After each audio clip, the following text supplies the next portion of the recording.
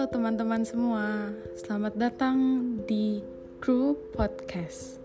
Namaku Verlin Noviantika Gani dan biasanya dipanggil Verlin. Yes, sesuai dengan judulnya, ini adalah podcast pertamaku yang aku buat. Apa kabar kalian? Iya, kalian semua yang lagi mendengarkan podcast ini. Semoga kalian selalu sehat-sehat ya. Apalagi di tengah-tengah pandemi sekarang yang semakin hari semakin parah. Tetapi aku yakin kalau kita bisa melewati ini semua dan pandemik ini akan segera berakhir. Di podcast pertamaku ini, aku sangat ingin membahas tentang pariwisata. Dan kebetulan, aku merupakan mahasiswi dari jurusan pariwisata di salah satu sekolah tinggi pariwisata yang cukup terkenal dengan akreditasnya yang sangat bagus. Ada yang tahu di mana? Iya, pasti kalian tahulah ya, sekolah tinggi apa?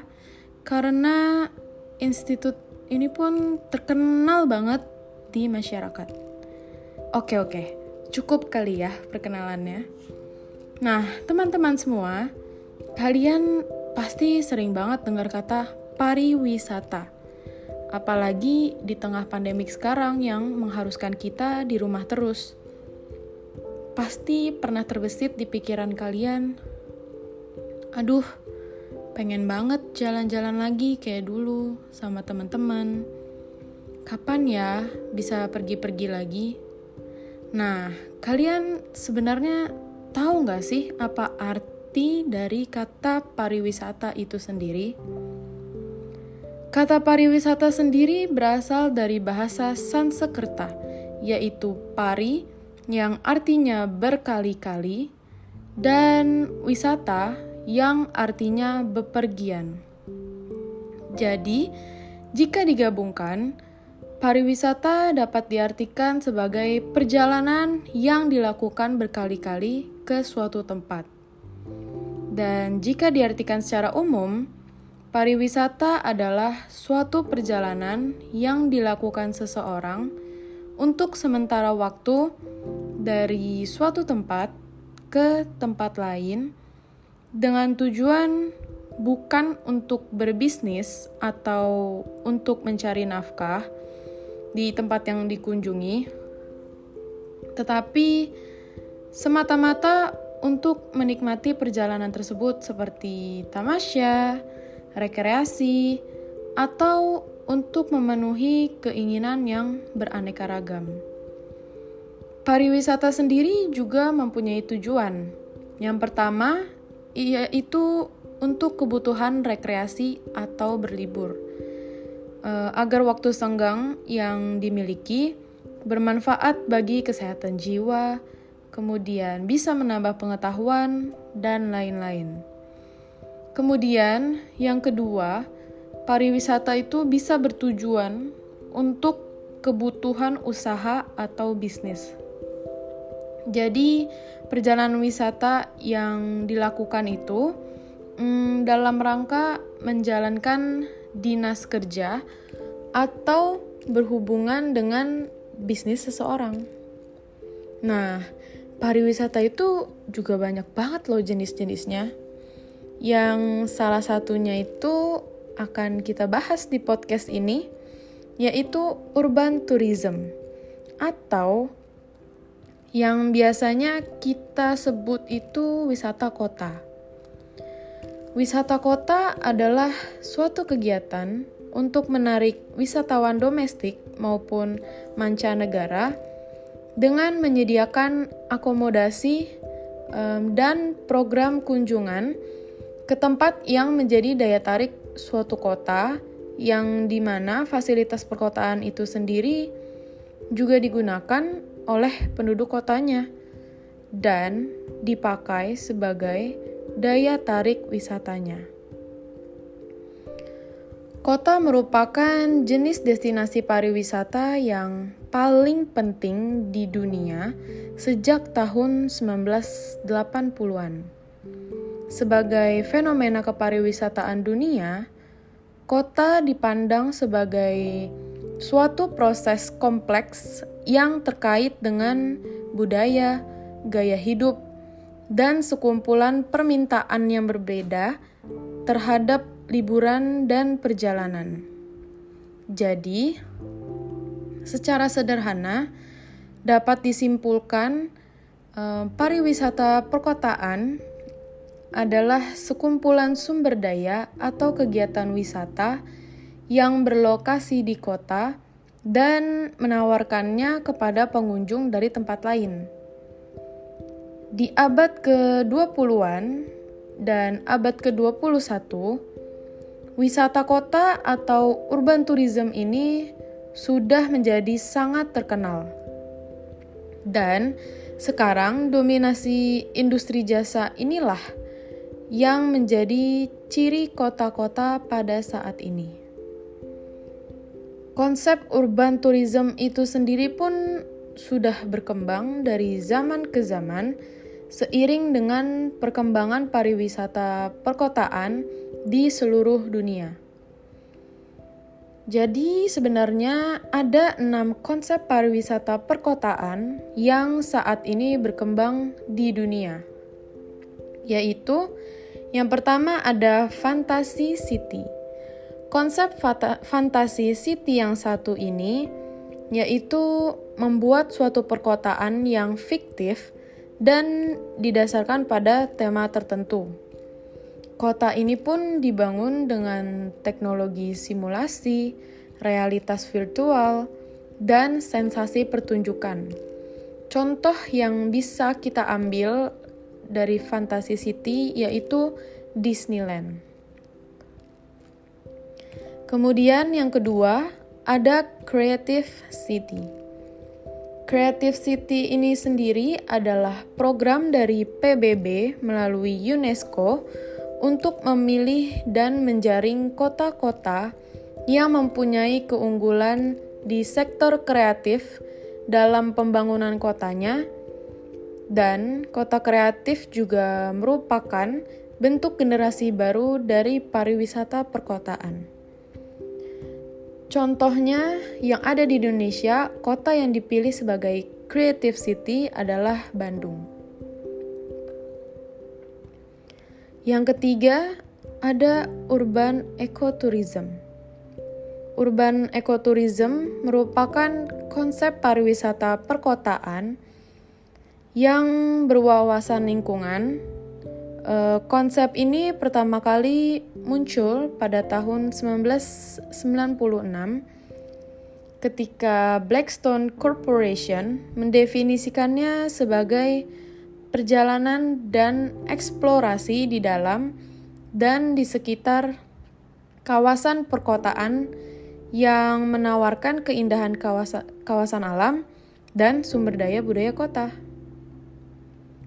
Kemudian yang keempat ada Tourist Historic City atau kota wisata sejarah. Konsep kota wisata sejarah ini merupakan konsep pariwisata perkotaan yang menjadikan sejarah sebagai daya tarik wisatanya. Komponen-komponen dari kota wisata sejarah ini adalah lingkungan dengan arsitektur sejarah dan morfologi perkotaan, event sejarah, dan akumulasi artefak budaya. Kemudian yang kelima ada Cultural City atau wisata budaya. Wisata budaya adalah jenis pariwisata yang disebabkan adanya daya tarik seni dan budaya di suatu daerah atau tempat, seperti peninggalan nenek moyang, benda-benda kuno, dan sebagainya. Wisata budaya ini menjadi salah satu jenis wisata yang menjadi alasan wisatawan berkunjung ke satu tempat. Kenapa ya? Kok bisa sih wisata budaya ini menjadi salah satu alasan wisatawan berkunjung? Karena Dalam konsep wisata budaya ini, terdapat 12 unsur kebudayaan yang dapat menarik kedatangan wisatawan. Yang pertama ada bahasa, yang kedua masyarakat atau traditions, yang ketiga ada kerajinan tangan atau handicraft, kemudian yang keempat ada makanan dan kebiasaan makan, foods and eating habits. Yang kelima ada musik dan kesenian atau art and music. Keenam ada sejarah suatu tempat atau history of the region. Ketujuh, cara kerja dan teknologi. Kedelapan, agama atau religion yang dinyatakan dalam cerita atau sesuatu yang dapat disaksikan. Kesembilan, bentuk dan karakteristik arsitektur di masing-masing daerah tujuan wisata atau architectural characteristic in the area. Kesepuluh, ada tata cara berpakaian penduduk setempat atau dress and clothes. 11, ada sistem pendidikan atau educational system. Dan yang terakhir ada aktivitas pada waktu senggang atau leisure activities. Nah, teman-teman, di sini aku akan kasih tahu beberapa tempat destinasi wisata yang menggunakan tema Cultural City ini. Di Indonesia banyak banget tempat wisata yang menggunakan konsep Cultural City ini.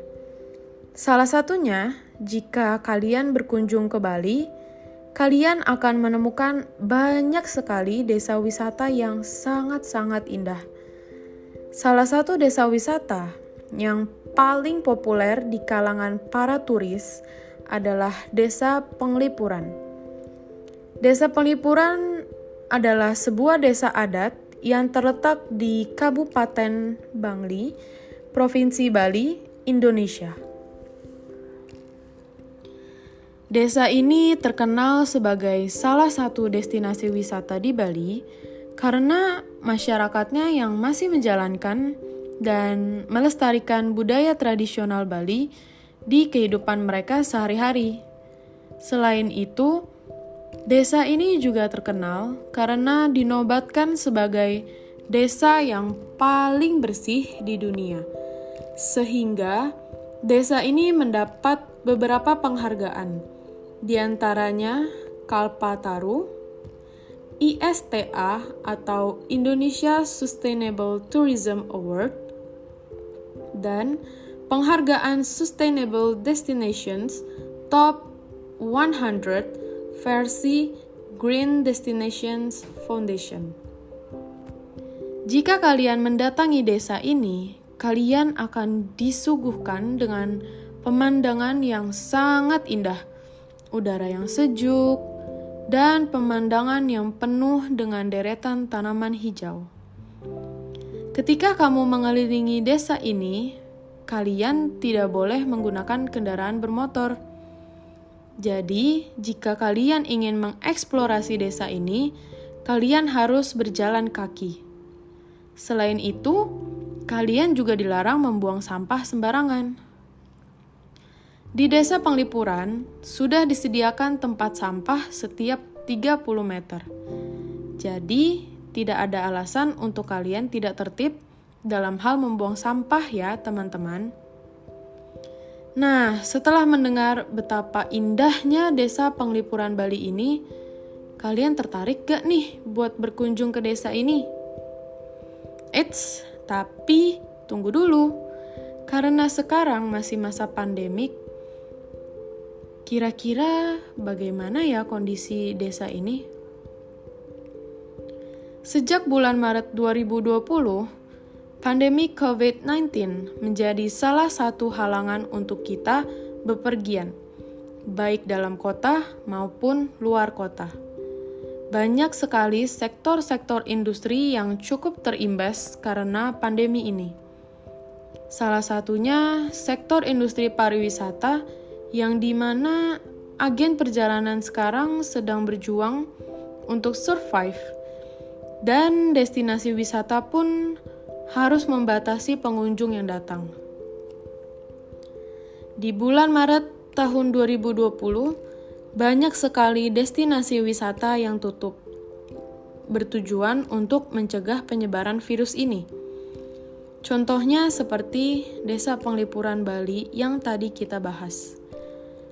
Desa ini tidak menerima pengunjung dari bulan Maret hingga September 2020. Dan sekarang pun Desa Penglipuran Bali ini sudah mulai dibuka kembali untuk umum setelah dilakukannya rapat bersama para warga dan tokoh desa adat. Dan juga pembukaan desa ini sudah mendapatkan izin dari pemerintah.